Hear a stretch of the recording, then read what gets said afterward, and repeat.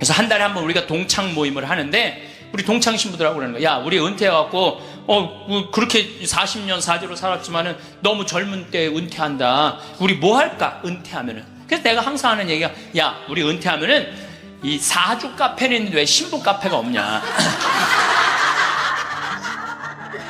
네. 우리 신부 카페 하자. 신부 카페. 아니, 요즘 사람들 마음 답답하면 사주 카페 가고 전보 커피 마시면서 전보잖아요. 그러니까 우리도 신부로, 여러분들 신부로 귀신의 애비로 40년을 살면요 웬만한 무당보다 나아요. 귀신의 애비로 40년 정도 살면 웬만한 무당보다 낫다니까요. 네, 지금 70살 원로 신부님들 딱 여러분들 보면요, 여러분 인생이 딱 보여요. 얼굴이 뭐냐면 얼이 들어왔다 나갔다는 굴이야. 얼이 들어왔다는. 그래서 우리 얼굴 안에 7,000개 인생이 있다는 거예요. 여러분들 얼굴 안에 딱 보면 남편이 바람 피고 있구나, 이게 금방 나온다니까. 웬만한 점쟁이 무당보다 낫다니까요. 저도 본당 신부하면서 무당들 세례를 많이 줬어요. 무당들이 천신, 자기가 모시는 신기가 떨어지면요 천신을 찾아온다니까요. 그래서 내가 뭐 북도 태우고 막 이거 신물도 많이 태워주고 세례도 주고, 또 어떤 무당은 유방암이 걸렸는데 60한 7, 8쯤 됐는데 평생 이제 점을 봐준 거죠. 근데 이제 나한테 온 거예요. 이제 삶을 정리하고 하느님한테 귀의하고 싶다고. 살아온 얘기 다 들어주고, 그리고 이제 마지막에 이제 죽을 때 또 시모님 성가 소리 듣고 죽고 싶다고. 근데 쫓아가고 또 보니까 막 기다리고 있더라고요. 그래서 성모님 성가 듣고 싶다. 그래서 내가 막 성가 불러주는데 그렇게 해서 돌아가셨어. 그러니까 내 품에 죽은 무당도 있다니까. 내 품에 죽은. 내가 웬만한 무당보다 낫지. 웬만한 무당보다 나은 거예요. 그러면 우리가 카페 차려놓고 여러분들 본당 신부님들 면담하려고 그러면 얼마나 힘들어. 본당 신부님 바쁘고 우리 은퇴하면 시간도 많은데. 그래서 우리 잘생긴 시모니 신부가 있어요. 오늘 오후에 만날 건데, 시모니 신부 그 커피 바리스타 자격증도 있고 잘생기고 자격증이니까 시모니 신부는 커피 바리스타 하고, 그리고 나보다 7살 많은 베네딕토 신부라는데 얼굴이 못생겼어요. 네. 형은 그 정신없이 왔다 갔다 하지 말고 주방에서 나오지 말고 거기서 나오지 말고 음식하고 음식. 네. 그 다음에 뭐 담배만 피우고 뭐 아무것도 안 하는 우리 마티아 신부, 너는 청소하고. 난 이제 이게 되니까 앉아서 이제. 내가 장소도 다 봐뒀어요. 장소는 어디로 했냐면은 남한산성 성지가 있는데, 남한산성 성지가 새로 성당을 줘서 갔어요. 옛날 구성당이 아주 그 창호주로 잘 져놨어. 그래갖고 그 성당 터 달라고 그랬어. 여러분들 남한산성 그 근처에 또 점 보는 데도 많아요, 보면. 그래갖고 이제 거기에 이제 신부 카페. 우리는 은퇴해서도 할 일이 있는 거야. 그러니까 나는 이제 뭐 대학 하라고 이제 기부금도 40억 받았으니까 나는 200살까지 살아도 일이 있어요. 200살까지. 근데 여러분들은 무슨 계획이 있느냐?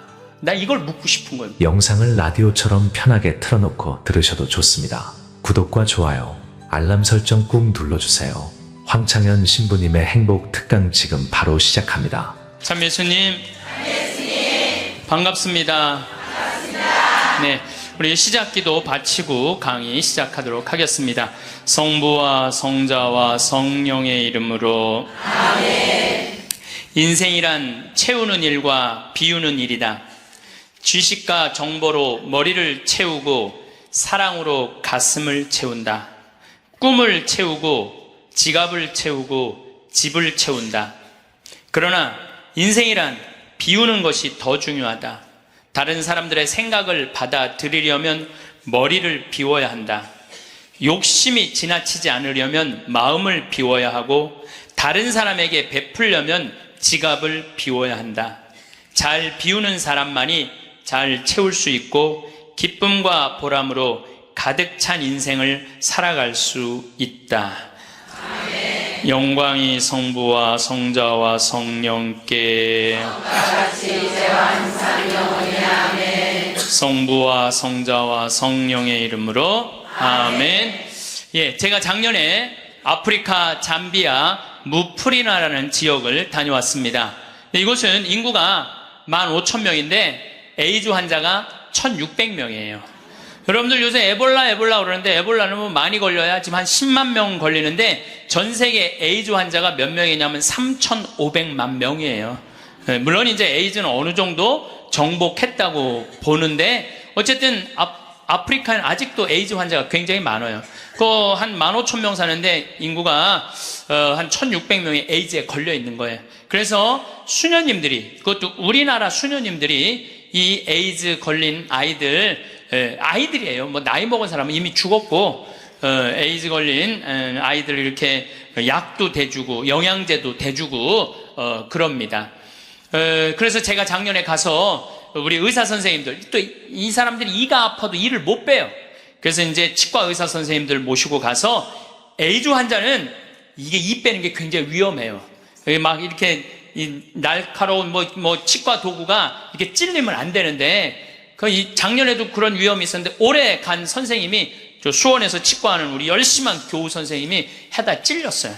그 에이즈 이 피가 그렇게 찔린 거죠. 그래서 어쨌든 이제 뭐 의사 선생님들 모시고 와갖고 이도 빼주고 에이즈 아이들 영양제도 좀 대주고. 그러니까 엄마가 또 빨리 죽으니까 애들 그 고아 아이들이 많은 거야. 근데 얘네들도 에이즈에 걸려갖고 나오는 거예요. 근데 얘네들이 5kg가 넘어야지 약을 먹는데 5kg가 안 돼. 3kg밖에 안 되는 거예요. 그래서 분유를 먹이면요 일주일 만에 얘네들이 5kg가 돼요. 그리고 금방 쑥쑥 몸무게가 늘어요. 그래서 거기 보육시설에 가서 분유도 좀 이제 대주고 그리고 돈이 없으니까 학교를 못 다니는, 초등학교를 못 다니는 아이들이 한 700명 정도 되는 거예요. 수녀님들이 그 아이들을 모아다가 공부를 가르치는데 돈이 없으니까 책 12권을 가지고 한 명이 공부를 하는 거야. 그래서 필요한 게 뭐냐니까 책을 사달래. 그래갖고 가갖고 2명이 한 권을 볼 수 있도록 해줬어요. 근데 내가 간 결정적인 이유는 나는 생태마을을 꾸미니까 거기에 자카란다 농장이 있어요. 근데 농장이 80만 평이야. 80만 평.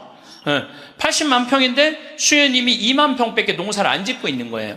그래서 내가 수녀님한테 물어봤어요. 수녀님, 이거 농사 다 지면은 보육시설, 병원, 그 다음에 학교 다 운영할 수 있을 텐데 왜 2만 평밖에 못 꾸미고 있느냐? 그랬더니 신부님, 우리는 맨손으로 농사 짓는다는 거예요. 포크레인도 없고 트랙터도 없고 경운기도 없어서.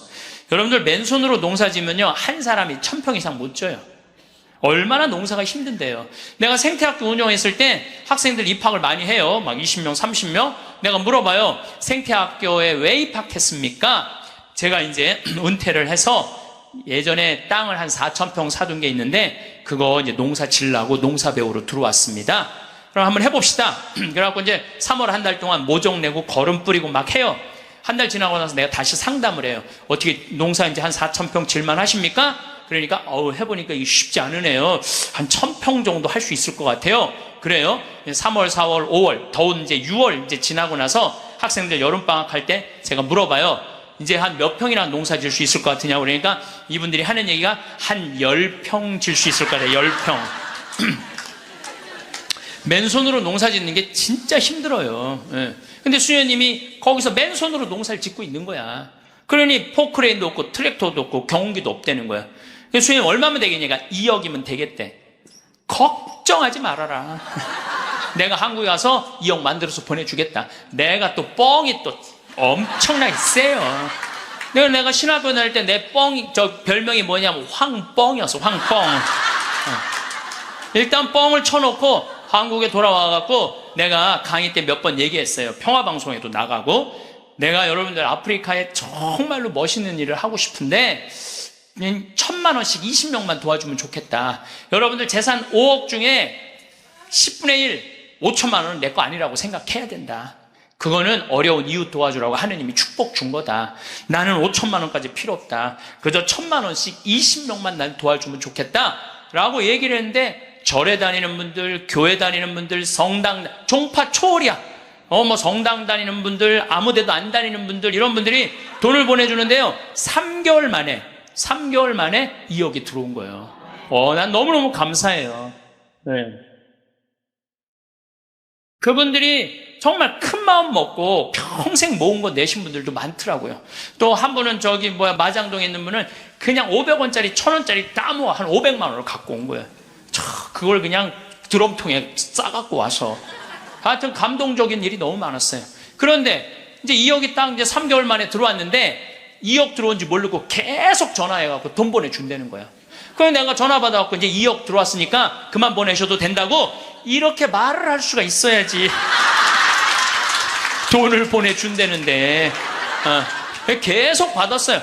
계속 받았는데 내가 요새 강의 때문에 책상에 못 앉아있는데 어젠가 그제 여기 평화방송 강의 준비한다고 밤 12시에 들어가는데 1,000만 원을 또 전주에서 어떤 분이 또 보냈더라고. 그것까지 합쳐서 들어온 돈이 7억 1,000만 원이 들어온 거야. 7억 1,000만 원. 아니 2억이면 되는데 7억이 들어오니까요 사람이 마음이 간사해지더라고요. 난 그래서 이걸 하면서 그 복지시설 사람들 이해가 되더라니까요. 그 돈 떼어먹는 사람들 이해가 되더라니까. 이래서 떼어먹는구나.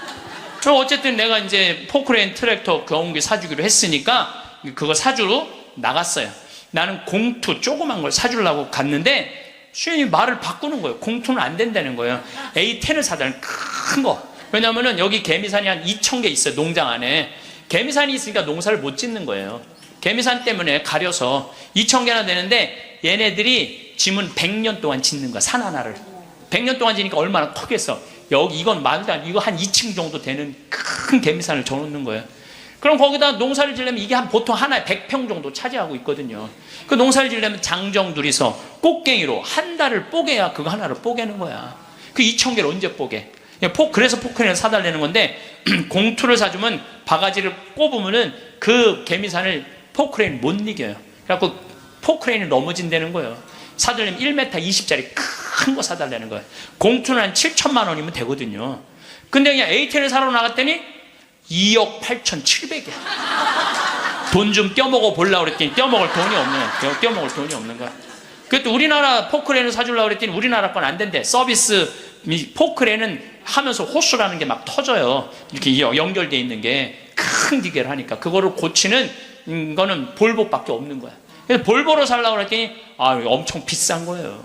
그래갖고 어떻게 약속을 했으니까 2억 8,700짜리 포크레인 샀어요. 그 트랙터 6,000만 원짜리 사고 경운기 2대 1,200만 원짜리 사서 작년에 11월 달에 인천항에 가서 택배로 붙였어. 또 이 포크레인이 너무 크니까 포크레인을 잘라요. 난 또 포크레인 자르는 거 처음 알았어. 포크레인을 잘라갖고 컨테이너 2대 나눠서 보낸 거야. 기술자를 보내갖고 붙이는 기술자도 보내고.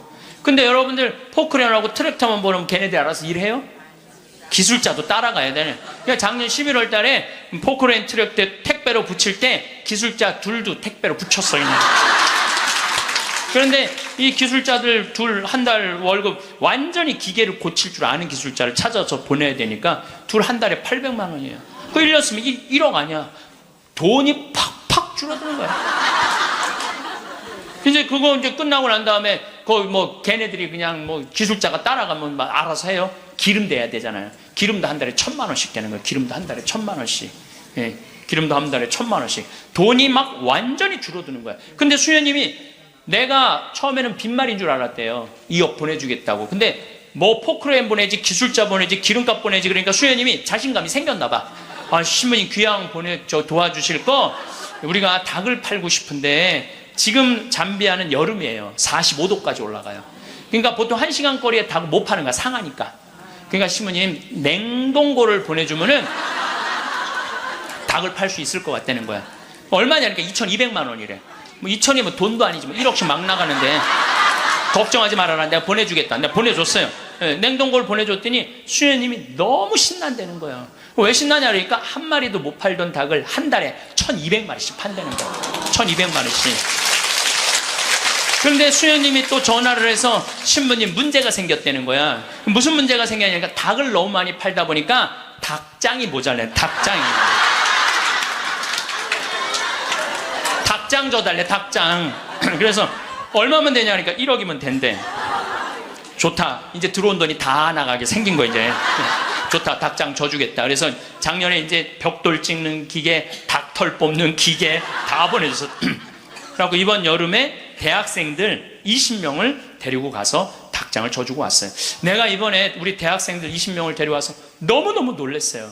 왜냐하면 엄마들이 얘네들 문제 있어서 얘네들 고생시킨다고 보냈는데 걔네들이 가서 일하는 걸 보는데요, 너무 잘하는 거예요. 너무 즐겁게. 그러니까 걔네들은 다 내가 보니까 몸으로 살 놈들을 머리로 살라고 그러니까 걔네들이 힘들어. 몸으로 사니 얼마나 너무너무.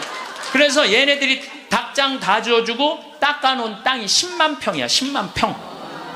야, 나는 이번에 정말 감동받았어요. 그리고 이제 아줌마 3명이 따라갔어요. 한 70명이 지원을 했어요. 20명 데려가야 되는데 뭐 70대, 60대, 50대, 40대, 20대만 싹 뽑고 나머지는 다 이제 제하고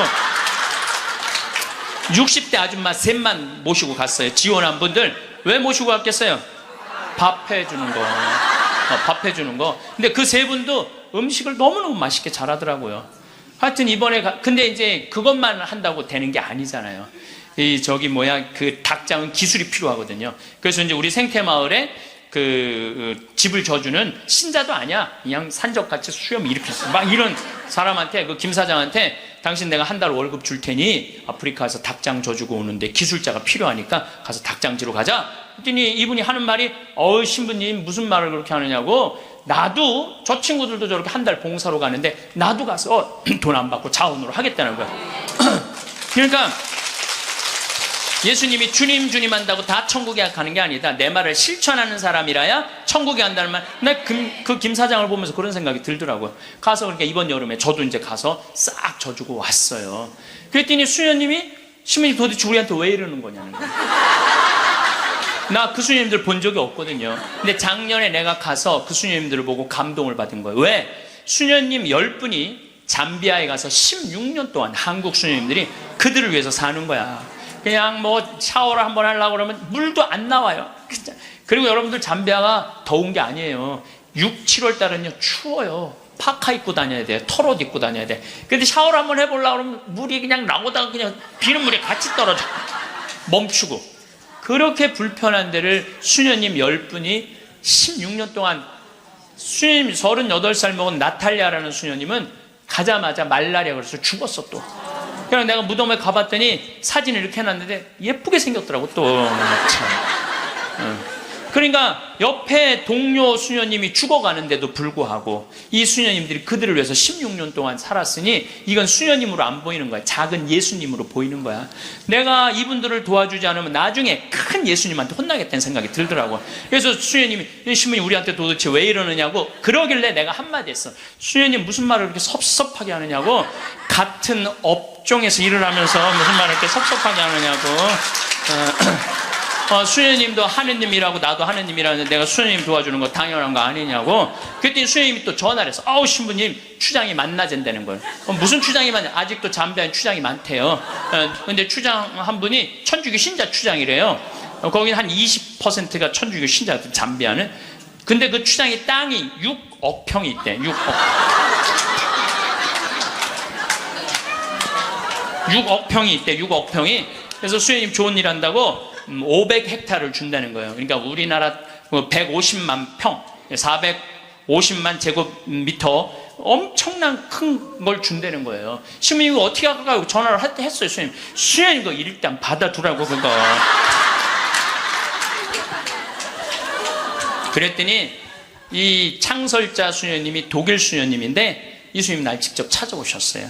신부님, 다른 병원 운영하는 수녀님, 보육시설 운영하는 수녀님, 그 다음에 학교 운영하는 수녀님들은 일이 잘 진행이 되는 거예요. 근데 이 수녀님은 울고 다녔다는 거예요. 16년 동안. 땅이 한 면이 3.2km니까 어마어마하게 땅이 크더라고요. 80만 평이.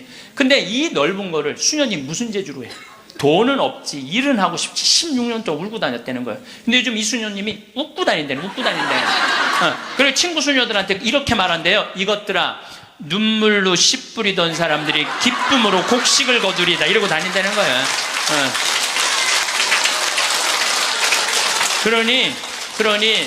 그러니 신부님, 이건 자기네들은 하기가 쉽지 않다는 거예요. 신부님은 나는 또 그쪽으로 공부도 했고, 그러니 신부님 귀향 시작을 했으니 완성을 좀 해달라고. 그러니까 난 또 80만 평 완성하려면은 70살까지 일이 기다리고 있는 거야. 난 아무리 살아도 아무 상관없어. 심심할 일이 없어. 심심할 일이. 이번 여름에는 이제 치과 의사 선생님들, 안과 의사 선생님을 모시고 왔는데 이제 좀 젊은 분들이 가는데 안과 의사 선생님 대학병원에 과장님을 모시고 간 거야. 수술 도구까지 다 갖고 내가 다 우리 저 후원하는 분들이 보내니까 치과 수술 도구, 안과 수술 도구 다 갖고 갔거든요. 근데 이 치과는 이제 작년에 갔으니까 환자들이 많은데 안과는 사람들이 줄은 잔뜩 섰는데 무서운 거야. 이게 수술하면 누나를 빼는 건 줄 알고 누나를 빼는 건지. 백내장 환자가 많은데 그래갖고 그냥 들어왔다 나갔다 하는 거야. 그냥 수녀님들이 강제로 막 끌고 가 해라고. 그래갖고 이제 이 백내장 수술을 해줬는데 보통 그 사람들은 병원에 와도 고맙다고 안 그런대요. 근데 이 백내장 수술한 사람 매일 병원에 와서 고맙다고 그래. 눈알 빼는 줄 알았더니 눈알이 너무 잘 보이는 거야. 너무너무 잘 보이는 거야. 그래서 뭐 다른 과는 거기도 병원이 있는데 안과, 치과 이거는 특수 직군이기 때문에 없대요. 근데 그분들이 그것 때문에 가장 고통을 겪는 거거든. 그래서 난 또 그 이제 의사 선생님들을 매년 모시고 가는 미안해갖고 내년에는 가지 말지 뭐 그랬더니 신부님 빼놓고 우리끼리 올게요 그러더라고요. 근데 왜 그런가 했더니 그 의사 선생님들이 스트레스가 많아요. 그 아주 환자들 불평 그거 다 받아내는 거 너무 스트레스가 많은 거야. 그런데 그 선생님들 마지막 날 저녁에 이제 항상 회의를 하거든요. 신부님 내가 의대 다니면서 내가 막 라면 먹고 그래. 그러니까 바쁘니까 보람을 한 번도 못 느꼈대. 내가 이렇게 힘들게 공부한 보람을 여기 와서 느낀다는 거야. 그러니까 나는 내년에 안 가려고 그랬는데 자기네들끼리 간다는 거예요. 참 그래서 내년에 나 어쩔 수 없이 또 가게 생겼어요. 내년 여름에.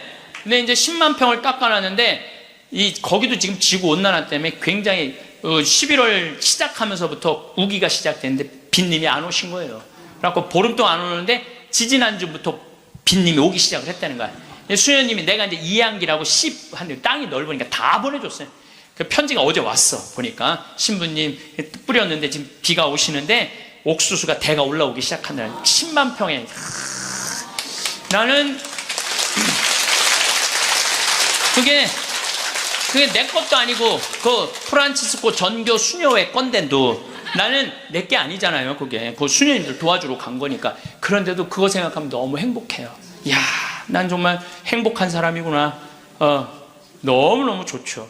그러니까 이제 이제 70살까지 나는 일이 기다리고 있는 사람이야. 그러면 70살이 되면 이제 뭐를 해야 돼? 은퇴를 해야 돼요, 우리 신부들. 여러분들 70살이면 멀쩡한 나이예요. 여러분들 요즘 나이 계산하는 법 새로 나온 거 아시죠? 내 나이에 0.7년을 곱하면 그게 본 나이예요. 그러니까 지금 70살은 77이 49, 49살이야, 49살. 49살이라니까 70살들은 70살이에요? 잠깐 일어나 보세요. 미안하지만 일어나 보세요. 아니 괜찮아. 누가 70살이라고 그래? 49살이지. 49살이에요, 49살. 그러니까 우리가 이제 70살에 은퇴, 신부들이 70살에 은퇴를 하면은 너무 아깝잖아요. 그래서 한 달에 한 번 우리가 동창 모임을 하는데 우리 동창 신부들하고 그러는 거야. 야, 우리 은퇴해갖고 그렇게 40년 사주로 살았지만은 너무 젊은 때 은퇴한다. 우리 뭐 할까? 은퇴하면은. 그래서 내가 항상 하는 얘기가 야, 우리 은퇴하면은 이 사주 카페는 있는데 왜 신부 카페가 없냐?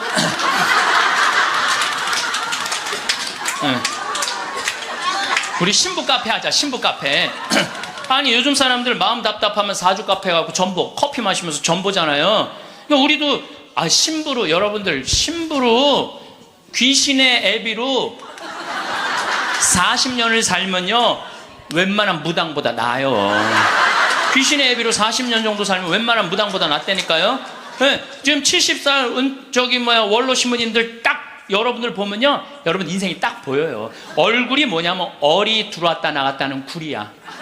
얼이 들어왔다는. 그래서 우리 얼굴 안에 7,000개 인생이 있다는 거예요. 여러분들 얼굴 안에 딱 보면 남편이 바람 피고 있구나 이게 금방 나온다니까.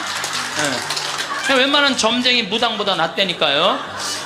저도 본당 신부하면서 무당들 세례를 많이 줬어요. 무당들이 자기가 모시는 신기가 떨어지면요 천신을 찾아온다니까요. 그래서 내가 뭐 북도 태우고 막 이거 신물도 많이 태워주고 세례도 주고, 또 어떤 무당은 유방암이 걸렸는데 60 한 7, 8쯤 됐는데 평생 이제 점을 봐준 거죠. 근데 이제 나한테 온 거예요. 이제 삶을 정리하고 하느님한테 귀의하고 싶다고. 살아온 얘기 다 들어주고, 그리고 이제 마지막에 이제 죽을 때 또 시모님 성가 소리 듣고 죽고 싶다고. 근데 쫓아가갖고 또 보니까 막 기다리고 있더라고요. 그래서 성모님 성가 듣고 싶다. 그래서 내가 막 성가 불러주는데 그렇게 해서 돌아가셨어. 그러니까 내 품에 죽은 무당도 있다니까, 내 품에 죽은. 내가 웬만한 무당보다 낫지. 웬만한 무당보다 나은 거예요. 그러면 우리가 카페 차려놓고 여러분들 본당 신부님들 면담하려고 그러면 얼마나 힘들어. 본당 신부님 바쁘고 우리 은퇴하면 시간도 많은데. 그래서 우리 잘생긴 시모니 신부가 있어요. 오늘 오후에 만날 건데, 시모니 신부 그 커피 바리스타 자격증도 있고 잘생기고 자격증이니까 시모니 신부는 커피 바리스타하고, 그리고 나보다 7살 많은 베네딕토 신부라는데 얼굴이 못생겼어요. 형은 그 정신없이 왔다 갔다 하지 말고 주방에서 나오지 말고 거기서 나오지 말고 음식하고 음식. 그 다음에 뭐 담배만 피우고 뭐 아무것도 안 하는 우리 마티아 신부, 너는 청소하고. 난 이제 이게 되니까 앉아서 내가 장소도 다 봐뒀어요. 장소는 어디로 했냐면은 남한산성 성지가 있는데, 남한산성 성지가 새로 성당을 줘서 갔어요. 옛날 구성당이 아주 그 창호주로 잘 져놨어. 그래갖고 그 성당 터 달라고 그랬어. 여러분들 남한산성 그 근처에 또 점 보는 데도 많아요, 보면. 그래갖고 이제 거기에 이제 신부 카페. 우리는 은퇴해서도 할 일이 있는 거야. 그러니까 나는 이제 뭐 대학하라고 이제 기부금도 40억 받았으니까 나는 200살까지 살아도 일이 있어요. 200살까지. 근데 여러분들은 무슨 계획이 있느냐? 나 이걸 묻고 싶은 거예요. 지금 60살 되신 분들은 100살까지 살아요. 100살. 50살 되신 분들은 110살까지 살아. 110살. 40대신 분들은 120살까지 살아. 120살. 제가 20년 전에 강의하러 다니면서 여러분들은 이제 100세 시대가 옵니다. 신부님 뻥하지 말라고, 무슨 100살까지 사느냐고. 근데 요즘 여러분들 100세 안보장, 100세 연금보장 나왔어요, 안 나왔어요? 100세 시대 온 거예요. 근데 올해 한 보험회사에서 무슨 상품이 나왔냐면 110세 건강 안심보험이 나왔다니까요. 그러면 이분들이 보험회사 분들이 야 100세 상품 나왔으니까 다음에 110세 할까? 이거 아니죠. 그때는 암 정복된다고 보는 거예요. 그리고 그때는 치매도 어느 정도 잡는다고 보는 거예요. 혈압, 당뇨 다 잡는다고 보는 거예요. 그러니까 그리고 60년 후야. 60년 후인데 여러분들 1년에 0.5년이 늘어나요. 1년에 0.5년 평균. 그러니까 지금 86세가 가장 많이 죽는 나이래요. 86세가. 근데 2020년에는 몇 세에 가장 많이 죽느냐면 90세에 가장 많이 죽는데 2020년. 그럼 2020년이면 몇 년 후에? 6년 후야. 6년 후. 그럼 여기 60살 되신 분들 66살 되면은 90세가 가장 많이 죽는다 그러면 그분들 몇 살까지 살 것 같아요? 100살은 그냥 가는 거. 60세들은. 50세들은 110살 간다니까. 아직 산 것도 아니라니까 여러분들. 40살들은 20년 더 살고 60년을 더 살아요. 60년. 그런데 며칠 전에 소련 러시아에서 먹으면 120살까지 사는 알약을 개발했대요. 미토콘트리아라고 우리가 이렇게 장도 늙어가고 늙어가면서 노화가 진행인데 그걸 먹으면 그 노화 진행 속도를 그렇게 늦출 수가 있다는 거야. 10년 후부터 시판한다는 거야. 120살까지 사는 일이 벌어지는 거야. 120살. 그러면 이거 어떻게 되는 거야, 이거? 이거 보통 심각한 문제가 아니라니까, 여러분들. 지금 웃을 일이 아니에요, 지금. 웃을 일이 아니에요. 예, 심각한 거예요. 3년 전에 우리나라가 100살 이상이 1700명 선에서 왔다 갔다 했어. 3년 전에. 여자가 1600명, 남자가 100명.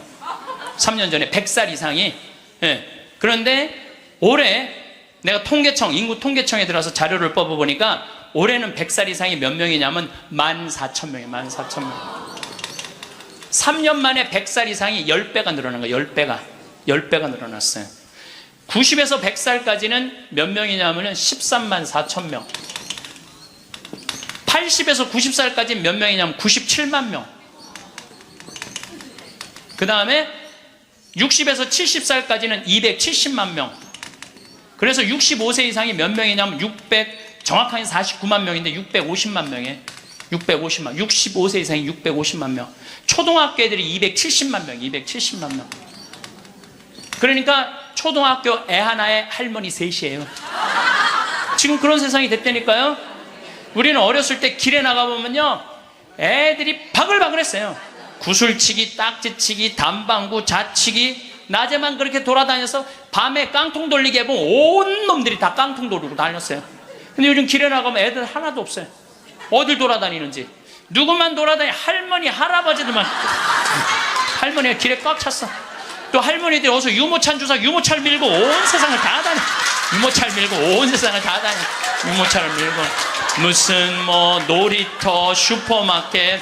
그래서 여러분들 무슨 현상이 있느냐면요, 그 노인정 앞에 가보세요. 유모차가 10대씩 끝나고 나면 밀고 다 집에 가고. 이거 어떻게 할 거예요?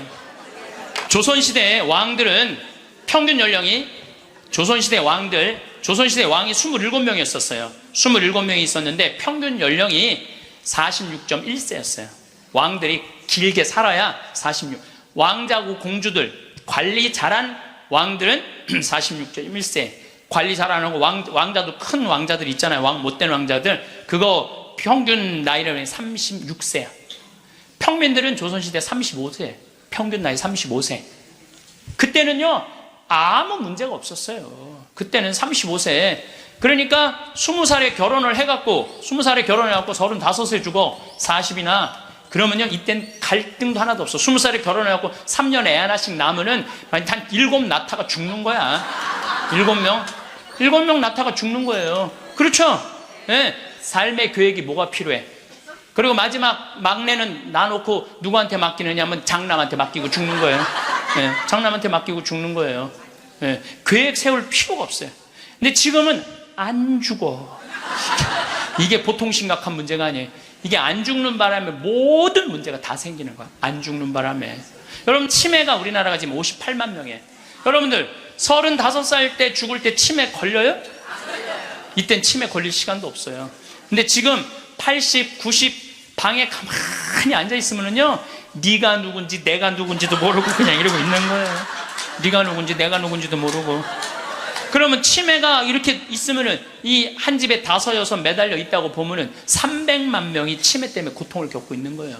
모든 문제는 안 죽어서 생기는 문제예요. 젊은 사람이 많이 나와야지 사회가 변하고 발전하는데, 나이를 먹어가는 사람이 그 사회의 주축을 이루고 있잖아요. 그렇다고 죽으라고 그럴 수도 없고 살라고 그럴 수도 없고. 그러니까 결국은 누가 변해야 되냐면은 여러분들이 변해야 되는 거예요. 내가 삶을 어떻게 살아갈 것이냐, 이거 보통 생각해야 되는 거 아니에요.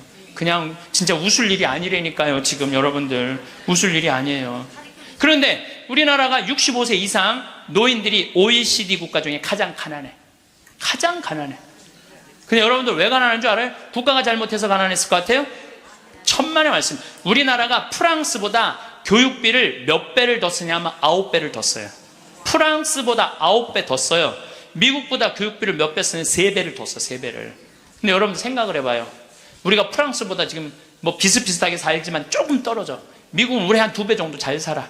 근데 그 2배 정도 잘 사는 나라보다 3배를 교육비를 더 쓰는 거야. 그래서 남자아이 대학 결혼까지 들어가는데 여러분들이 3억 6천이에요. 처음부터 태어나갖고 걔한테 쏟아 넣는 돈이 3억 6천이야. 여자는 3억 4천이 들어가요. 그럼 남자 여자 아들 딸 둘 나가고 결혼까지 시켰으면 여러분들 얼마 쓰면 7억을 쓴 거야. 7억을. 셋 낳았으면 10억을 쓴 거야. 10억. 그러니까 애를 낳아요. 그래서 애도 안 낳는 거예요. 이놈의 교육 때문에 애도 안 낳는 거예요. 그러니까 애가 안 나오면 나라는 어떻게 되겠어요? 이게 머리가 복잡해요. 내가 보기엔 정치인들 머리가 지끈지끈할 거야 아마. 그 생각을 해보면은. 그러니까 65세 넘어가고 OECD 국가 35개 나라 중에 우리나라가 노인이 가장 가난해. 쓸 돈이 없는 거야. 자식들한테 다 쓰고. 그리고 요즘 애들은요 1등 아니면 패배자야 다. 그러니까 대기업에 취직 안 하면 아무데도 취직 안 하는 거야. 그리고 대기업 안 갈 바야 200만 원 받고 일 안 한다 이거야. 그러니까 집에서 논다는 거야. 그럼 노는 놈 누가 책임져야 돼? 부모가 아니 어제도 저녁 먹으면서 들은 얘기인데 엄마 아빠가 다 교직이래. 그래서 연금이 700만 원 정도 나온대요. 그렇게 친구 중에 제일 연금이 많이 나온대. 상점 밥 한 번, 술 한 번을 안 낸다는 거야. 친구들이 막 욕을 한다는 거야. 너는 밥 한 번 안 사냐 그렇게 연금이 많은데, 근데 한 친구한테 술 한 번 하자 그러면서 울면서 그러더래요. 애들이 둘 다 명문대학을 나왔는데 대기업 몇 번 보내 떨어지더니 집에서 놀고 있다는 거야. 걔네들 생활비로 600만 원을 대준다는 거야, 자기가. 그 자기네들이 100만 원을 가지고 쓴다는 거, 100만 원을 가지고. 그러니까 친구들 뭐 사주고 싶어도 사줄 수가 없다는 거예요. 100만 원 갖고 생활해야 되니까. 이게 지금 대한민국이 지금 정신이 나가도 한참 나간 거예요. 보통 문제가 아니라니까요. 안 죽어서 문제, 애들 일 안 해서 문제, 애 안 낳아서 문제. 참 큰 문제야. 그러니까 여러분들은 내가 어떻게 살아갈 것인가, 이 계획을 잘 세우셔야 돼요. 잘 세우셔야 돼. 예. 또 이 나이를 먹어갖고 어떤 문제가 있느냐면은 70세 드신 분들, 이 경제적인 문제가 지금 가장 심각한 문제고, 또 하나는 무기력증에 빠져요. 사는 게 재미가 하나도 없어. 돈이 있어야지 어디 돌아다니까. 돈이 있어야지. 돈도 없고 돌아다니지도 않지. 집에 하루 종일 있는 거야. 집에 하루 종일 있으니까 생전 웃을 일이 없네. 하루 종일 한 번도 안 웃어요. 보면은 한 번도 안 웃어요. 한 번도 안 웃으니까 남이 웃긴 얘기하면은 웃긴 웃어야 되는데 어떻게 웃어야 되는지 모르는 거야. 이 썩은 미소가 나오는 썩은 미소가. 한 번도 안 웃으니까 이게 무기력증에 걸리는 거예요. 그러니까 70살 넘으면 웃기라도 해야 되는데 안 웃고 가만히 있으면 눈두덩 쳐져야 안 쳐져? 눈두덩, 눈가 쳐지고 볼 쳐지고 입가 쳐지고, 소파에 앉아고 가만히 텔레비 보고 있으면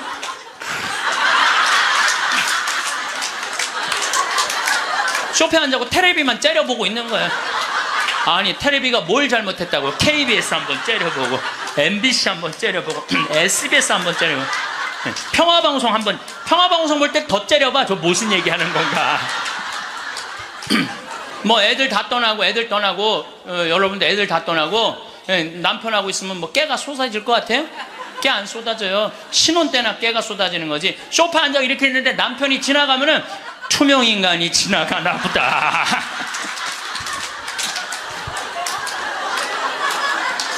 그 사는 게 재미가 하나도 없는 거예요. 그 어떤 신부님하고 수녀님이 눈보라를 맞아갖고 산을 가는데 헤매다가 이제 오두막집을 발견한 거예요. 발견했는데 다행히 침대가 하나 있고 그 다음에 침낭이 있는 거야. 담요는 이제 바닥 옆에 있고. 그래서 신부님이, 수녀님 침대가 하나밖에 없으니까 나는 남자니까 수녀님은 침대에서 주무시고 나는 침낭에서 자겠다고. 그래갖고 이렇게 겨우 그 어른 몸을 녹이고 신부님이 침낭에 이렇게 자꾸로 올리고 잘라 그러는데 수녀님이, 신부님 저 너무 추워요 그러는 거예요. 그래갖고 신부님 어떻게 해? 자꾸를 열고 다시 나가갖고 담요를 하나 이제 갖다가 이제 수녀님 덮어줬어. 수녀님 이제 따뜻할 거라고. 그래갖고 이제 다시 들어와갖고 이제 침낭을 딱 이렇게 해갖고 좀 잠을 막 들어갈 때 수녀님이, 신부님 저 정말 추워요 그러는 거예요. 짜증이 나는데 어떻게 해? 남자인데. 그래갖고 다시 이걸 열고 다시 담요를 하나 수녀님 덮어. 수녀님 진짜 이제 따뜻할 거라고. 그래갖고 이제 겨우 잠을 들어. 신부님 저 정말 추워요 그러는 거예요. 신부님이 딱 일어나서, 수녀님 사실은 여기 우리 둘밖에 없다. 아무도 우리 둘이 있는 거 모른다. 그러니까 수녀님 우리 부부처럼 오늘 밤을 좀 지내자. 그랬더니 수녀님 아우 좋아요 그랬어요. 수녀님이 아우 좋아요. 아유 좋아요. 그래서 그럼 부부처럼 하는데 내가 지금부터 말을 좀 하겠다. 수녀님, 그 수녀님 말을 내가 빼겠다. 당신 자꾸 짜증나게 할 거야? 그 빌어먹을 담요 당신이 갖다 덮어. 나 잠 좀 자게 나도 좀. 여러분들, 부부가 이게 다정하게 이렇게 살다가 늙으면 좋은데, 서로 맨날 짜증이 나느니 뭐 지겹대느니 이런 소리 하면은요, 늙어서 한 집에 살아도요 있으나 많아요. 있으나 많아야. 하루 종일 혼자 텔레비.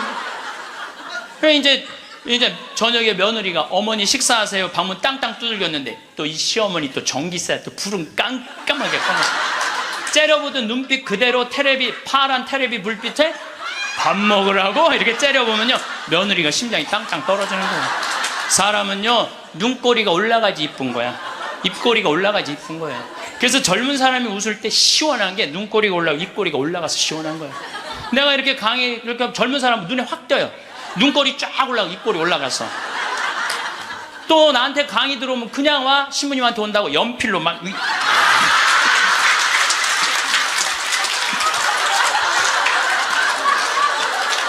그런데 할머니들은 아무리 그려도 이게 떨어져요. 그래서 제가 드리는 말씀은 무기력증에 빠져 살지 말고 해만 뜨면 집을 나가라는 거예요. 내가 나이가 먹은 분들은요 무조건 해만 뜨면 집에 있으면 절대 안 돼요. 해만 뜨면 그리고 나이 70살 80살 넘어서 집을 나가주는 게 예의야. 예의. 집에 있으면 안 된다니까요.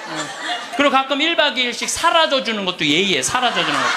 강원도 평창 생태마을로 사라져주는 게 예의라니까. 하루 종일 웃지도 않고 있으면 뭐가 행복하겠어요. 그러니까 할머니들 오늘 65세가 넘어갔고 나는 해 뜨자마자 나왔다 여기 나왔다 한번 손 들어보세요. 내가 늘 말하지만 이 처녀들이 슬기로운 처녀들이라니까.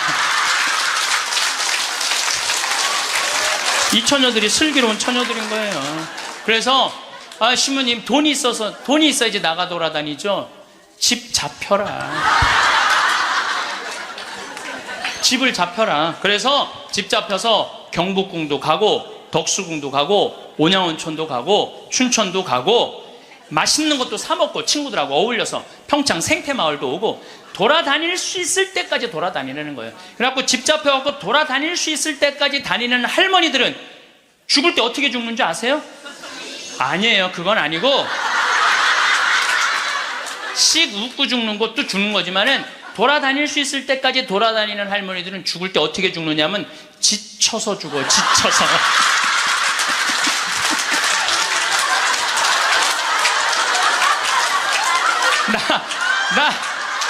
그러니까 95살쯤 돼갖고 나 도저히 못 돌아다니겠다. 나 힘들어서 도저히 나 이제 가야 되겠다. 그러면서 씩 웃으면서 죽는 거 지쳐서. 근데 어떤 사람들이 사람을 미치게 만드느냐 하면 돈 쓰는 거 무서워갖고 뒷방에 가만히 앉아 있는 거예요. 뒷방에 가만히 앉아 있으면은 여러분들 그 다음에 허벅지에 근육이 풀려요. 허벅지에 근육이 풀리면 그 다음에 하는 일은 누워서 똥 싸는 거예요. 똥 싸는 거예요. 그 다음에 그 집에 할머니가 똥을 싸기 시작하면 그 집은 기쁨은 다 사라지는 거예요. 냄새가 얼마나 기분 나쁘게 하겠어요. 본인도 괴롭지만 그걸 옆에서 지켜보는 사람들. 그러니까 여러분들 자식을 위하는 거는요 자식 걱정하는 게 아니에요. 자식을 위하는 건 내가 마지막까지 죽기 직전까지 내 발로 화장실 가주는 게 정말 자식을 위하는 거예요. 그러니까 마지막까지 화장실을 가주기 위해서는 뭐 해야 돼? 운동해야 된다. 운동. 제가 말씀드리는 거 운동. 네, 운동. 여러분들 2살 때 자랑스러운 게 뭔지 알아요? 똥오줌 가르는 거예요. 2살 때 자랑스러운 건 똥오줌 가르는 거예요. 3살 때 자랑스러운 건 뭐냐면 이가 나는 게 자랑스러운 거예요. 그렇죠? 12살 때 자랑스러운 건 뭐냐면 또래 친구가 있는 게 자랑스러운 거. 그때 엄마 아빠 필요 없어. 또래 애들이랑 막 뛰어놀고 다녀. 18살 때 자랑스러운 건 운전을 할 줄 아는 게 자랑스러운 거예요.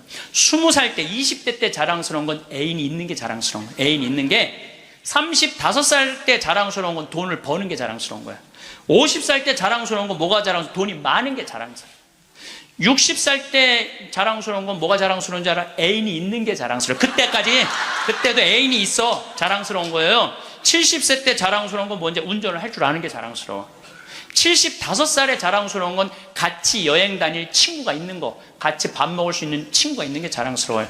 80세 때 자랑스러운 건 뭔지 아세요? 이가 남아있는 게 자랑스러워. 이가 남아있는 게 85세 자랑스러운 게 뭔지 알아요? 똥오줌을 가릴 줄 아는 게 자랑스러운 거예요. 85이 돼서도 내가 똥오줌을 가릴 수 있다. 그건 자식들한테 최고의 선물이에요. 그래서 뭐를 하라? 운동을 해라. 이 운동 얘기부터는 다음에 내가 강의를 여러분들한테 하도록 하겠습니다. 오늘 황창현 신부님 말씀 어떠셨나요? 사람들이 종종 과거에 대한 회상이나 미래에 대한 걱정 없이 현재를 살라고 권합니다. 심리학 연구 결과에 따르면 과거를 되풀이하며 괴로워하는 것이나 일어나지도 않을 미래의 사건에 대해 걱정하는 것은 슬픔과 불안을 증가시키고 심지어 불면증을 유발하는 등 정신 건강에 해롭다는 것이 입증되었습니다. 하지만 현실에서 과거의 후회나 미래의 불안을 버리고 순간에 집중하는 것은 결코 쉬운 일이 아닙니다. 어떻게 하면 복잡한 일상 속에서 흔들리지 않고 현재를 살 수 있을까요? 우리의 마음은 하루에도 수십 번씩 현재에서 과거나 미래로 쉽게 왔다 갔다 하죠. 친구와의 대화 중이나 회의 중에도 자주 혼자만의 생각에 잠기게 되는 경험 해보셨을 겁니다. 예를 들어 며칠 전에 한 말 실수나 오늘 아침에 넘어진 장면을 떠올리면서 그때 정말 부끄러워서라고 생각하면서도 뭔가에 꽂히기 시작하면서 몸은 현재 위치에 있지만 정신은 과거를 회상하는 경험 해보셨을 겁니다. 또한 점심 뭐 먹지? 이 일은 어떻게 처리하지? 내일 약속이 있었지 등의 사소한 것부터 승진이나 이직 그리고 나의 먼 장래의 일까지 생각하며 매 순간을 과거와 미래 사이에서 오가며 보냅니다. 이런 상태에서는 중요한 대화가 오가는 것을 듣지 못할 수 있으며 누군가 나에게 의견을 물을 때 급하게 대답을 해야 하는 상황에 처하게 될 수 있습니다. 사실 이런 상태는 마음이 정말 편안하고 비워진 것이 아니라 너무 많은 생각으로 인해 일시적으로 마비된 상태에 더 가깝다고도 합니다. 여러분의 정신이 얼마나 산만한지 한번 확인해보고 싶다면 지금 당장 3분 동안만 생각을 멈추어 보시기 바랍니다. 생각보다 이것이 얼마나 어려운지 금방 아시게 될 수 있습니다. 생각을 멈추라고? 어떻게 그럴까? 생각을 멈추는 것이 정말 가능한 일인가? 이런 시도를 하면서 우리의 마음이 얼마나 바쁜지 알게 됩니다. 평소에는 이를 인지하지 못할 뿐입니다. 잠을 잘 못 드는 날도 있고 눈을 감는 순간 머릿속이 얼마나 시끄러운지를 다들 경험 한 번쯤은 해보셨을 겁니다. 여러 생각과 걱정, 계획들이 마음을 가라앉히지 못하게 하고 불안과 스트레스를 증가시킵니다. 몸은 졸린 것 같은데 정신은 맑은 상태가 되어버린다. 이런 생각의 과정에서 걱정 때문에 잠을 못 자고 잠을 못 자는 것을 또 걱정하는 악순환이 이어집니다. 예를 들어 잠을 못 자면 큰일 날 것 같아. 중요한 일정이 있는데 어떡하지? 또는 왜 침대에만 누우면 생각이 많아질까? 스트레스를 너무 쉽게 받아. 다른 사람들은 잘만 자는데 나만 이렇게 예민해서 싫다. 같이 자신의 정서적, 신체적 반응에 대해 더 많은 생각과 평가를 하면서 추가 스트레스를 받게 되며 점점 악순환이 됩니다. 생각을 멈추는데 가장 중요한 것은 현재의 상태, 감정, 생각에 대한 평가를 멈추는 것입니다. 우리는 평온한 상황에서도 여러 가정을 하며 스스로 불행을 늘려가는 것은 아닌지 생각해 볼 필요가 있습니다. 편두통이 있을 때 단순히 통증만이 아니라 그 통증에 대한 나의 반응이 더 큰 고통을 가져올 수 있다는 것을 주의해야 합니다. 신체적 통증과 감정적 반응은 별개이며 신체적 고통이 꼭 마음의 고통이 될 필요는 없습니다. 감각을 통제할 수는 없지만 감각에 대한 반응은 선택할 수 있다는 것을 꼭 기억해야 하겠습니다. 이러한 내용들을 참고하시어 삶의 지혜를 얻고 마음 평안을 누리시면 좋겠습니다. 오늘 영상 도움되셨다면 구독, 좋아요, 알람 설정 꾹 눌러주시고 이 영상을 소중한 분들께도 공유해주세요. 다음에 더 좋은 영상으로 찾아뵙겠습니다. 감사합니다.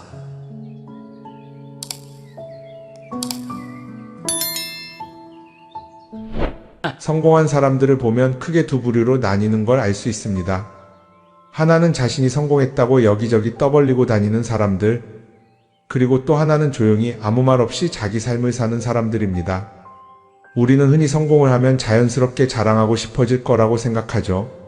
좋은 차를 사고 비싼 시계를 차고 SNS에 멋진 사진을 올리고 싶을 겁니다. 왜냐하면 그렇게 하면 남들이 나를 더 인정해 줄 거라고 믿으니까요. 하지만 현실은 그렇지 않습니다. 오히려 진짜 성공한 사람들은 그렇게 행동하지 않습니다. 왜냐하면 보여줄 필요가 없기 때문입니다. 돈이 많다고 높은 자리에 있다고 유명하다고 해서 굳이 그걸 드러낼 필요는 없습니다. 그걸 아는 사람들은 이미 알고 있고 모르는 사람들은 알 필요가 없죠. 그런데도 굳이나 성공했다고 떠드는 사람들이 있습니다. 그런 사람들은 왜 그럴까요? 간단합니다. 그 사람들은 사실 그렇게까지 성공한 게 아니기 때문입니다. 우리는 종종 SNS에서 성공한 사람들을 봅니다. 해외여행을 가고 고급 레스토랑에서 밥을 먹고 멋진 차를 타고 다니는 모습? 그런데 가만히 보면 그런 걸 보여주는 사람들은 언제나 뭔가를 팔고 있습니다. 강의를 팔든 자기 브랜드를 홍보하든 아니면 단순히 자기 자존감을 유지하려고 하든 간에 결국 목적이 있는 거죠. 진짜 부자들은 그렇게 하지 않습니다. 오히려 조용히 아무도 모르게 자기 일을 합니다. 왜냐하면 자랑해서 얻을 게 없기 때문입니다. 오히려 괜히 잘난 척했다가 사람들에게 이용당하거나 시기와 질투를 받거나 쓸데없는 오해를 사는 게 더 피곤합니다.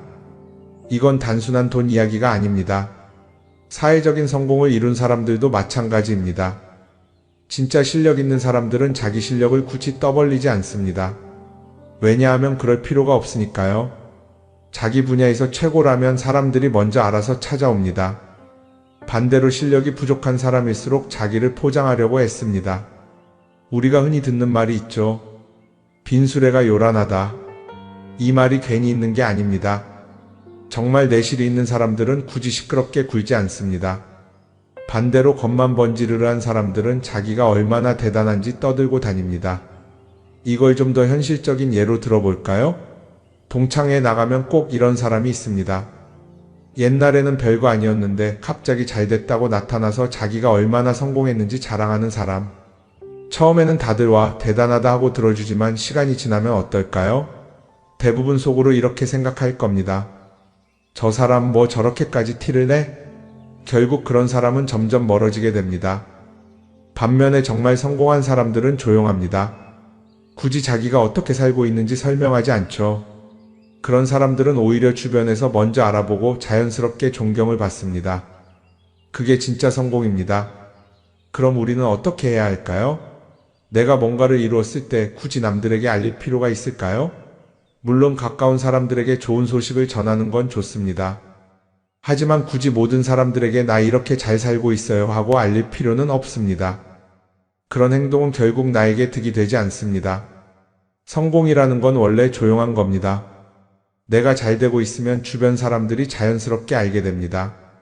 굳이 내가 말하지 않아도 내 행동과 태도에서 묻어나오게 되어 있습니다. 그러니 굳이 보여주려고 애쓰지 마세요. 오히려 그게 더 진짜 성공한 사람의 태도입니다. 사람은 사회적 동물이라고 하잖아요. 혼자 살아갈 수 없고 결국 사람과의 관계 속에서 기쁨도 얻고 때로는 상처도 받습니다. 그런데 한 가지 생각해 볼 게 있어요. 우리가 정말 인간관계가 필요해서 맺고 있는 걸까요? 아니면 그냥 그래야 한다고 배워서 어쩔 수 없이 유지하고 있는 걸까요? 어릴 땐 친구 많으면 좋다고 하죠. 사회생활에서도 인맥이 중요하다는 말을 많이 합니다. 그런데 정작 주변을 보면요. 인간관계가 넓은 사람일수록 스트레스를 더 많이 받아요.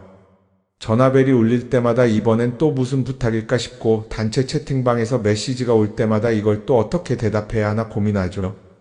관계가 많아질수록 책임과 피로도 함께 늘어나는 겁니다. 어떤 사람들은 인간관계를 줄이면 외롭지 않겠냐고 해요. 그런데 가만히 생각해보면 진짜 외로움을 느끼는 순간이 언제인지 아세요? 오히려 불필요한 인간관계 속에 있을 때입니다. 같이 밥을 먹고 얘기를 나누는데도 뭔가 허전하고 대화가 컥 돌고 속마음을 나누지도 못할 때, 그럴 때 우리가 더 외롭다고 느끼죠. 그렇다고 당장 인간관계를 다 끊어버릴 순 없겠죠. 하지만 적어도 내가 정말 소중하게 여겨야 할 관계와 그냥 관성적으로 유지하는 관계는 구분할 필요가 있습니다. 예를 들어 매번 나한테 부탁만 하고 정작 내가 어려울 땐 연락 한 번 없는 사람. 내가 실수하면 뒷담화를 하면서 내 앞에서는 웃는 사람. 이런 관계를 굳이 계속 이어갈 이유가 있을까요? 가끔은 이런 경험도 있을 거예요. 우연히 어떤 사람과 친해졌는데 만난 지 얼마 되지도 않았는데 너무 많은 걸 털어놓는 사람들 있죠. 자기 속사정부터 가족 문제, 직장 고민까지 쏟아내는 사람들. 이런 경우 두 가지의 가능성이 큽니다. 하나는 그냥 감정적으로 의존할 사람이 필요해서일 수도 있고 또 하나는 내가 믿을 만한 사람인지 떠보는 걸 수도 있어요. 어떤 경우든 이런 관계는 오래가기 어렵습니다. 사실 친밀함이라는 건 시간이 필요한 법이에요. 적당한 거리를 두고 천천히 서로를 알아가야 하는데 초반부터 급격하게 가까워진 관계는 쉽게 무너지는 경우가 많습니다. 처음엔 친하다고 생각했는데 어느 순간 사소한 일로 틀어지고 결국 남보다 못한 사이가 되는 거죠. 그러면 인간관계를 어떻게 해야 할까요? 답은 간단합니다. 억지로 맺지 말고 굳이 유지하려고도 하지 않는 거예요. 내가 편한 관계라면 자연스럽게 이어질 것이고 그렇지 않다면 서서히 멀어질 겁니다. 그리고 그걸 억지로 붙잡지 않아도 괜찮습니다. 관계를 유지하는데 에너지를 쓰기보다는 정말 소중한 관계에 집중하는 게 더 낫지 않을까요? 어떤 사람은 내가 인간관계를 줄이면 나중에 나 혼자 남는 거 아니냐 걱정하기도 해요. 그런데 생각해보면요, 진짜 나를 위하는 사람은 많지 않아요. 인간관계를 줄인다고 해서 완전히 혼자가 되는 게 아닙니다. 오히려 불필요한 관계를 정리하고 나면 남아있는 관계들이 더 단단해지고 가치 있게 느껴질 겁니다. 예전엔 인맥이 자산이라는 말을 많이 했어요. 그런데 요즘은 꼭 그렇지도 않죠.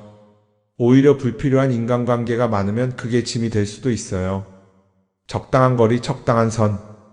이걸 잘 지키는 게 결국엔 가장 편한 인간관계를 유지하는 방법 아닐까요? 한번 곰곰이 생각해 보세요. 지금 내 주변에 있는 사람들 중에서 내가 정말 편하게 만날 수 있는 사람이 몇 명이나 되는지, 내가 억지로 맞춰주고 있는 관계는 없는지. 관계를 줄이면요, 외로워지는 게 아니라 오히려 더 자유로워집니다. 그리고 자유로워진 만큼 내 인생에서 정말 중요한 것에 집중할 수 있게 됩니다. 인간관계 너무 많은 걸 신경 쓰다 보면 정작 중요한 걸 놓칠 수 있어요. 그러니까 이제는 한 번쯤 정리해보는 것도 나쁘지 않을 겁니다. 사람들이 돈을 많이 벌고 싶어 하는 이유가 뭘까요? 단순히 돈이 많으면 좋으니까? 물론 그것도 있겠지만 사실 돈을 원하는 진짜 이유는 더 나은 삶을 살기 위해서겠죠. 그런데 문제는 돈을 많이 번다고 해서 반드시 삶이 나아지는 건 아니라는 겁니다. 오히려 더 많이 벌수록 더 많이 쓰게 되는 경우가 많아요. 가끔 이런 생각해 본 적 없으세요? 예전에는 돈이 지금보다 훨씬 적었는데 이상하게 그때가 더 여유로웠던 것 같다. 왜 그럴까요? 사실 우리가 원하는 건 돈 그 자체가 아니라 돈을 통해 얻을 수 있는 자유인데 돈을 벌면 벌수록 그 자유를 잃어버리는 경우가 많아요. 더 좋은 차, 더 좋은 집, 더 좋은 옷을 사면서 점점 더 많은 돈이 필요해지고 결국엔 돈을 벌기 위해 또다시 일해야 하는 악순환에 빠지게 되는 거죠. 한번 생각해 봅시다. 우리가 정말 필요해서 뭔가를 사는 경우가 얼마나 될까요? 필요해서라기보다는 남들이 가지고 있으니까, 없어 보이기 싫으니까, 혹은 그냥 기분 전환을 위해서 소비하는 경우가 훨씬 많아요. 그리고 그런 소비를 할 때마다 스스로 이렇게 합리화를 하죠. 이 정도는 나를 위한 투자야. 그런데 가만히 보면 그 소비가 진짜 나를 위한 소비인지 아니면 그냥 사회가 만든 기준에 끌려가고 있는 건지 헷갈릴 때가 많습니다. 예를 들어 예전에는 스마트폰 하나면 충분했는데 이제는 스마트워치도 있어야 하고 무선 이어폰도 필요하고 태블릿도 있어야 할 것 같고 하나를 사면 또 다른 무언가가 필요해지는 시기예요. 사실 이건 우리가 그렇게 만들어진 겁니다. 광고도 그렇고 SNS도 그렇고 자꾸 우리에게 이렇게 말하죠. 이걸 사야 더 행복해질 수 있어요. 그런데 정작 그걸 사고 나면 어때요? 처음 며칠은 좋죠. 그런데 시간이 지나면 또 다른 걸 사고 싶어져요. 왜냐하면 물건이 우리를 오래 행복하게 만들어주지는 않거든요. 특히 요즘은 SNS가 이런 소비 심리를 더 부추기는 것 같아요. 예전에는 친구들끼리 만나서 나 새로 샀어 하고 자랑하는 게 전부였는데 이제는 SNS에 올리면서 전 세계 사람들에게 보여주잖아요. 그러다 보니까 남들도 다 뭔가를 사서 올리고 나도 따라해야 할 것 같은 기분이 드는 거예요. 그런데 중요한 건 그 사람들도 사실은 나와 똑같은 기분이라는 겁니다. 내가 남을 부러워하는 만큼 나도 누군가에게 부러움을 사려고 애쓰고 있는 거죠. 결국 끝없는 비교와 소비 속에서 진짜 중요한 걸 놓치게 되는 겁니다. 한번 이렇게 생각해보면 어떨까요? 만약 내가 지금부터 딱 1년 동안 불필요한 소비를 하지 않는다면 내 삶이 어떻게 변할까? 아마 처음에는 답답할 수도 있어요. 사고 싶었던 걸 참아야 하니까. 그런데 그걸 몇 번 참고 나면 어느 순간 깨닫게 될 겁니다. 내가 굳이 이걸 안 사도 괜찮네? 그렇게 불필요한 소비가 줄어들면 자연스럽게 돈이 쌓이겠죠. 그런데 돈이 쌓이는 것보다 더 중요한 게 있어요. 바로 마음의 여유가 생긴다는 겁니다. 돈을 쓰지 않는다고 해서 불행해지는 게 아니라 오히려 소비로부터 자유로워지면서 진짜 행복을 찾을 수 있어요. 물론 이걸 실천하는 게 쉽지는 않겠죠. 우리 주변에는 소비를 부추기는 것들이 너무 많으니까요. 하지만 적어도 이런 건 해볼 수 있습니다. 뭔가를 사고 싶을 때 한 번만 스스로에게 물어보는 거예요. 이게 정말 나한테 필요한 걸까? 아니면 그냥 순간적인 욕심일까? 만약 그 질문을 던졌을 때 5초 안에 당연히 필요하지 라는 답이 나오지 않는다면 사실 그건 없어도 되는 물건일 가능성이 큽니다. 정말 필요한 건 고민할 필요도 없이 바로 떠오르거든요. 그러니까 이제는 한 번쯤 생각해 봐야 할 것 같아요. 나는 지금 내가 원하는 삶을 살고 있는 걸까? 아니면 남들이 만든 기준에 맞추기 위해 내 시간을 팔고 있는 걸까? 소비를 줄인다는 건 단순히 돈을 아끼는 게 아닙니다. 그건 결국 내 삶의 선택권을 되찾는 일이거든요. 돈을 많이 버는 것도 중요하지만 더 중요한 건 그 돈을 어떻게 쓰느냐입니다. 그리고 때로는 아무것도 사지 않는 게 최고의 선택일 수도 있어요. 우리는 요즘 SNS 없이 사는 게 거의 불가능한 시대에 살고 있죠. 아침에 눈 뜨자마자 휴대폰을 확인하고 출근길에도 SNS를 보고 잠들기 전까지도 계속 들여다봅니다. 그러면서 남들이 어떻게 사는지 보고 나도 모르게 비교하게 되고 때로는 초조해지기도 하죠. SNS에 올라오는 사진들 한번 보세요. 맛집에서 멋진 음식을 먹고 해외여행을 다니고 좋은 옷을 입고 성공한 삶을 사는 사람들. 그런데 가만히 보면 이 사람들이 정말 행복해서 저런 사진을 올리는 걸까요? 아니면 그냥 행복해 보이고 싶은 걸까요? 실제로 SNS에 가장 많이 올라오는 사진이 뭔지 아세요? 남들이 부러워할 만한 순간들입니다. 집에서 편하게 쉬고 있는 모습이나 출근길에 지친 얼굴, 어제 먹다 남은 배달 음식 사진 같은 건 잘 안 올리죠. 대신 멋진 레스토랑, 명품 가방, 고급 호텔 같은 것들이 올라옵니다. 왜 그럴까요? 결국 SNS는 보여주기 위한 공간이기 때문입니다. 여기서 중요한 게 있어요. 우리가 SNS에서 보는 건 그 사람의 삶 전체가 아니라 편집된 일부 장면이라는 겁니다. SNS는 마치 한 편의 다큐멘터리나 영화처럼 잘 꾸며진 장면들만 보여줍니다. 그런데도 우리는 그걸 보면서 아, 저 사람은 나보다 더 행복하구나 하고 착각하죠. 예를 들어 SNS에서 한 친구가 해외여행을 가서 아름다운 풍경을 찍어 올렸다고 해볼게요. 우리는 그걸 보면서 부럽다, 나도 저렇게 살고 싶다라고 생각하겠죠. 그런데 정작 그 친구는 사진을 찍고 나서도 일 때문에 스트레스를 받고 있을 수도 있고 여행 비용을 감당하느라 카드가 걱정을 하고 있을 수도 있습니다. 그 부분은 우리는 알 수가 없죠. 그런데 문제는 이렇게 남들과 비교하는 습관이 쌓이면 결국 내 삶이 초라하게 느껴진다는 겁니다. 원래는 그냥 조용히 살아도 괜찮았는데 SNS를 보고 나면 나만 뒤처지는 것 같고 뭔가를 더 해야 할 것 같고 괜히 불안해지죠. SNS는 기본적으로 사람들의 비교 심리를 자극합니다. 남들이 가진 걸 나도 갖고 싶게 만들고 남들이 하는 걸 나도 해야 할 것 같은 기분이 들게 만들죠. 그러다 보니 필요하지도 않은 걸 사게 되고 무리해서라도 화려한 곳에 가게 되고 남들에게 보여주기 위해 사는 삶을 살게 됩니다. 그럼 어떻게 해야 할까요? 사실 정답은 간단합니다. SNS에서 보이는 것들을 곧이곧대로 믿지 않는 것입니다.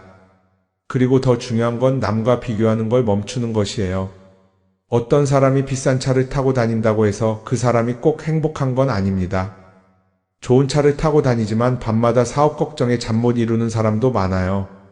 반대로 대중교통을 이용하지만 마음 편하게 사는 사람도 있죠. 결국 행복은 보이는 것이 아니라 느끼는 것입니다. SNS를 덜 보면 덜 불행해진다는 연구 결과도 있어요. 하루 종일 남의 삶을 보면서 비교하는 시간을 줄이면 내 삶에 집중할 수 있는 시간이 많아지는 겁니다. SNS를 완전히 끊을 필요는 없지만 최소한 그 안에 있는 것들이 전부 진짜라고 생각하지 않는 태도는 필요합니다. 우리는 누구나 자신만의 속도로 살아가고 있어요. 남들은 남들대로 사는 거고 나는 나대로 살면 됩니다. SNS에서 남들의 화려한 모습을 볼 때마다 한 번쯤 이렇게 생각해 보세요. 이건 그 사람이 보여주고 싶은 삶일 뿐이다. 그러면 조금은 편해질 겁니다. 사람들은 다들 자기 인생을 살아간다고 생각하죠. 그런데 가만 보면 정말 자기 인생을 사는 사람이 얼마나 될까요? 많은 사람들이 사실은 남이 만들어 놓은 기준에 맞춰서 살고 있어요. 좋은 대학, 좋은 직장, 좋은 차, 좋은 집. 다들 이런 걸 목표로 삼지만 정작 내가 원하는 삶이 뭔지 깊이 생각해 본 적이 없는 경우가 많아요. 이건 어릴 때부터 교육받아온 방식과도 관련이 있어요. 우리는 어릴 때부터 이렇게 살아야 한다는 틀 안에서 자라죠. 공부 열심히 해서 좋은 성적을 받아야 하고 좋은 직장을 가져야 하고 결혼도 적당한 때에 해야 하고 마치 인생이 정해진 수순이라도 있는 것처럼요. 그러다 보니 나 스스로 정말 원하는 걸 고민하기보다는 그냥 남들이 정해놓은 목표를 따라가게 돼요. 그런데 이렇게 남의 기준에 맞춰서 살다 보면 어느 순간 공허함을 느끼게 됩니다. 이게 정말 내가 원했던 삶인가? 하는 의문이 들 때가 오죠. 어릴 땐 성적이 목표였고 사회에 나와서는 연봉이 목표였고 결혼하고 나서는 아이 교육이 목표였는데 그 목표를 이루고 나면 허무한 거예요. 계속 뭔가를 이루긴 했는데 정작 나는 어디에 있는지 모르겠는 거죠. 진짜 중요한 건 내가 원하는 게 뭔지를 아는 것이에요. 그런데 이게 쉽지 않죠. 오랫동안 남의 기준대로 살아왔기 때문에 막상 내가 정말 원하는 게 뭐지? 하고 물어보면 선뜻 대답하기 어려운 경우가 많아요. 하지만 이 질문을 하지 않으면 우리는 평생 남이 정한 기준 속에서 살게 됩니다. 그럼 어떻게 해야 할까요? 첫 번째로 필요한 건 내가 왜 이런 생각을 하게 됐는지 스스로 점검하는 거예요. 예를 들어 내가 비싼 차를 사고 싶다고 생각한다면 그게 정말 내 필요 때문인지 아니면 남들에게 잘 보이기 위해서인지 한번 따져봐야 해요. 만약 남들이 나를 어떻게 볼까 하는 게 더 중요하다면 그건 내 기준이 아니라 사회가 만들어 놓은 기준일 가능성이 큽니다. 두 번째는 다른 사람의 의견에 휘둘리지 않는 연습을 하는 거예요. 우리는 살아가면서 끊임없이 남들의 평가를 받죠. 그 나이에 그런 걸 시작한다고? 지금 그게 가능하겠어? 이런 말들이 우리를 흔들어 놓습니다. 그런데 그런 말에 신경 쓰다 보면 결국 아무것도 하지 못하게 돼요. 중요한 건 남들이 뭐라고 하든 내가 결정하는 거예요. 물론 남의 조언을 들을 수도 있고 참고할 수도 있죠. 하지만 최종 결정은 항상 내 몫이어야 합니다. 내가 결정하고 내가 책임지는 거. 그렇게 해야 내 삶을 온전히 내 것으로 만들 수 있어요. 세 번째는 내가 한 선택에 책임지는 자세를 가지는 거예요. 많은 사람들이 무언가를 선택하고 나서도 후회하죠. 괜히 이걸 했나? 이 선택이 잘못된 건 아닐까? 그런데 한 가지 확실한 건 후회한다고 해서 과거가 바뀌지는 않는다는 거예요. 내가 한 선택이라면 그 선택이 틀렸다고 해도 받아들이고 그 안에서 최선을 다하는 게 더 중요해요. 이렇게 말하면 그럼 실수하면 어떡하죠? 라고 걱정하는 분들도 있을 거예요. 하지만 생각해보면 우리가 실수를 두려워하는 이유도 결국 남의 시선 때문이에요. 내가 실패하면 남들이 날 어떻게 볼까? 이런 걱정이 더 크죠. 그런데 남들은 생각보다 우리한테 관심이 없어요. 우리가 성공하든 실패하든 남들은 자기 삶을 사느라 바빠요. 그러니까 내 인생의 주인은 결국 나 자신이라는 걸 명확히 할 필요가 있어요. 내 선택을 하고 그 선택에 책임지면서 남이 아니라 나에게 맞는 길을 찾는 것. 그게 진짜로 내 삶을 살아가는 방법이 아닐까요? 어쩌면 우리는 너무 오랫동안 이렇게 살아야 한다는 틀 속에 갇혀 있었는지도 모릅니다. 하지만 이제는 한 번쯤 생각해 봐야 합니다. 나는 진짜 내 삶을 살고 있는가? 그리고 만약 아니라면 지금부터라도 조금씩 바꿔보면 어떨까요?